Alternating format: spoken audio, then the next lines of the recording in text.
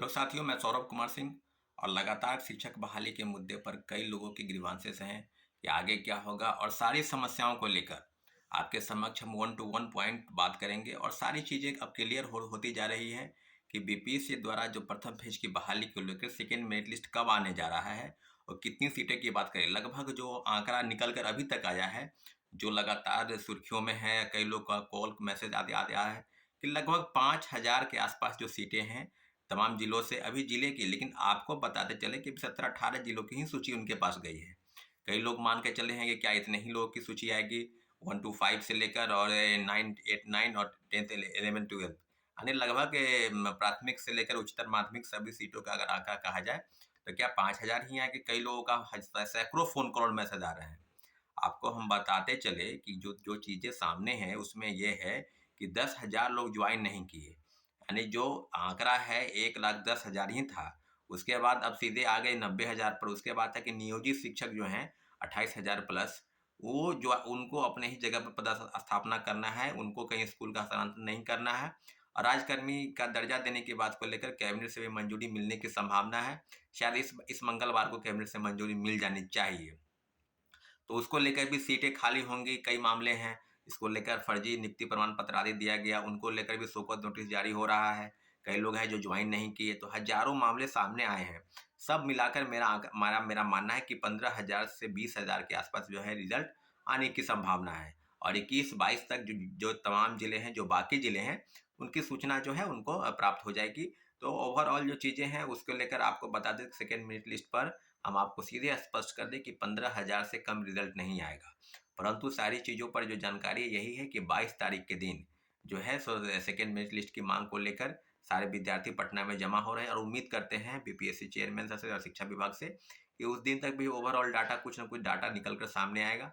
तो सारी चीज़ों पर आप जो है ना मनगढ़ंत जो कहानी चल रहा है यूट्यूब के माध्यम से या कई चैनल्स हैं जो चीज़ों को बता रहे हैं, बरगला रहे हैं, तो उस पर आपको ट्रस्ट करने की ज़रूरत नहीं है। अगर हम मेरी बातों में सच्चाई नहीं है, तो फिर थोड़ा वेट कर लीजिए। 17-18 आज हो ही गया है, 21-22 तक जो है सो उम्मीद करते हैं कि सब चीज़ों पर है ओवरऑल चीज़ें सामने आ जाएँगी। अभी जो सबसे ख़ास मुद्दा वो ये है कि सीटी टेपरिंग की माँग को लेकर। सीटी टेपरिंग की माँग को लेकर लगातार कमेंट हो रहा है, मैसेज हो रहे थे कि एक ग्रुप बना है, व्हाट्सएप ग्रुप। तो आपको बता दें कि उस ग्रुप में आप जाकर आप अपने मेरे नंबर पर आप हाय मैसेज करेंगे और उस ग्रुप से आपको जोड़ देंगे, या कम्युनिटी पोस्ट में जाएँगे तो वहाँ उसका लिंक दिया गया है व्हाट्सएप ग्रुप, उस लिंक पर जा क्लिक करेंगे तो आप स्वतः जो है उस ग्रुप से जुड़ जाएँगे। अभी जो केस करने की बात है तो केस होगा ही, ज़रूर होगा। आप लोगों से आग्रह है कि आप लोग आर्थिक सहायता करते जाएँ ताकि केस के संबंध में जो भी चीज़ें हैं रिगार्डिंग वो सब क्लियर हो जाएँगी। तो सारी चीज़ों पर आपको बता दें, सीटें टेपरिंग को लेकर कई मामले हैं, तो हाई कोर्ट का भी एक निर्देश मिला था बिहार सरकार को कि बीटेट की परीक्षा प्रत्येक साल करानी चाहिए। करानी होगी आपको, बिहार सरकार ने इसके लिए हामी भी भरी थी, परंतु कोई 2016 के बाद अभी तक बीटेट की परीक्षाएँ नहीं हुई है। और एसटीईटी जो है पहले 1 बार होता था, अब 2 बार होना है। तो सीटेट के मामले में 21 जनवरी 2024 को परीक्षाएँ होगी। तो हम लोग का स्पष्ट कहना था कि चेयरमैन सर अगर इस परीक्षा को टाल देते, अगर फरवरी में ले जाते तो फिर सीट टेपरिंग वालों को मौका मिल जाता। इन्हीं सारी मुद्दों को लेकर कोर्ट में याचिका दायर करने की बात हो रही है और आप लोगों से ये आर्थिक सहायता की बात है। दूसरी तीसरी प्रमुख मांग जो है वो है नियोजित शिक्षकों का। क्या नियोजित शिक्षकों के लिए क्या होगा आगे डाटा, क्या सरकार के समक्ष जो है राजकर्मी का दर्जा। तो जैसा सबको पता है कि बिहार राज्य विशिष्ट नियमावली एक बनी थी जिसके तहत जो है 3 बार डिपार्टमेंटल परीक्षाएं होंगी। अगर उस परीक्षा को आप पास कर जाते हैं तो आपको स्वतः राजकर्मी का दर्जा मिल जाएगा। परंतु एक खामी उसमें ये है कि अगर आप फेल कर जाते हैं तीनों बार में, तो आप जिस पद पर हैं उस पद की आपको नौकरी भी छीन ली जाएगी। तो सारी चीज़ें जो है वो अब स्पष्ट हो गई है। परंतु अभी जो कैबिनेट से शायद मंजूरी मिलने वाली है कि राजकर्मी का दर्जा देने की बात है नियोजित शिक्षकों को, तो बीपीएससी में या तो फॉर्म भरना है सेकेंड फेज की बहाली को लेकर, या नहीं भरना है, उनको डिपार्टमेंटल परीक्षा देना है, आदि-आदि सब चीज़ों पर अभी भी जो है डायलेमा में है। क्लियर हो नहीं पाया है कि आखिर नियोजित शिक्षक करेंगे तो क्या करें? फॉर्म भी भर रहे हैं, नहीं भी भर रहे हैं। तो सारी चीज़ों पर जो है निश्चित रूप से मंगलवार को कैबिनेट की मंजूरी अगर मिल जाती है, तो क्लियर हो जाएगा मामला कि आखिर आगे क्या करना है नियोजित शिक्षकों के लिए। ताकि लगभग 4 लाख नियोजित शिक्षक बिहार में कार्यरत हैं और उनको राजकर्मी का भी दर्जा अगर लेना है तो इन सब चीज़ों से गुजरना पड़ेगा उनको, या तो परीक्षाएँ देनी पड़ेगी बीपीएससी की शिक्षक बहाली, या डिपार्टमेंटल परीक्षा देना पड़ेगा जब वो राजकर्मी का दर्जा उनको प्राप्त होगा। तो सारी चीज़ों पर और कई मामले हैं डोमिसाइल को लेकर, पहले प्रथम पेज की बहाली को लेकर जैसे ही डोमिसाइल नीति लागू था उस समय में, उसका डोमिसाइल नीति हट गया। तो डोमिसाइल नीति को लेकर काफ़ी चीज़ें हो गई और लगभग 14% अन्य राज्यों के लोग जो है शिक्षक बने बिहार में।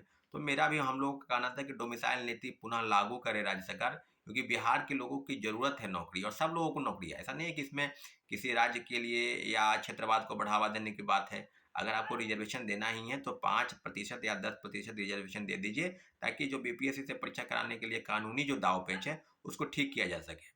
परंतु डोमिसाइल नीति को सीधे हटा दिया गया और आरक्षण के मामले में यहाँ तक कि महिलाओं को जो 50% आरक्षण है, वो बिहार के महिलाओं को मिलना चाहिए, यहाँ की लड़कियों को मिलना चाहिए, परंतु उस आरक्षण का लाभ इस राज्य के अलावा दूसरे प्रदेश की भी महिला ले रही है।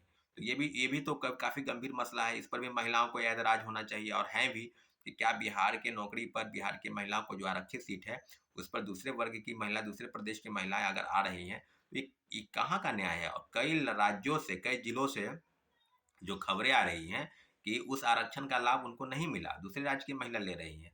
तो कई मामले फर्जीवाड़ा तरीके से कई नियुक्ति पर प्रमाण पत्र पा लिए, तो उसको लेकर तो काफ़ी चीज़ें हैं। इसलिए साथियों, आपसे आग्रह है कि आप एक-एक चीज़ पर फ़ोकस करें। अगर कहीं कुछ गड़बड़ होता है तो हमारे नंबर पर कॉल या मैसेज करके आप बताएँ, सूचना करें, सूचित करें। हम उसको ज़रूर अपने माध्यम से उसको दिखवाने का प्रयास करेंगे। अभी जो चीज़ें इसलिए हैं क्योंकि अभी बहुत का काफ़ी चीज़ें, अभी मेन मुद्दा जो है वो सेकंड मेरिट लिस्ट और सीटेट टेपरिंग को लेकर है। इसलिए आपसे आग्रह है कि इन दोनों मुद्दों पर काफ़ी गंभीरतापूर्वक विचार करें। जितने भी लोग परीक्षार्थी हैं, उस परीक्षा में हमारा साथ दें। हम निश्चित रूप से ये सारी चीज़ों का हैंडल करेंगे और आने वाले समय में ज़रूर एक सुखद परिणाम लेकर आपके भविष्य को लेकर आपके समक्ष आ जाएगा। ठीक है? धन्यवाद। जय हिंद।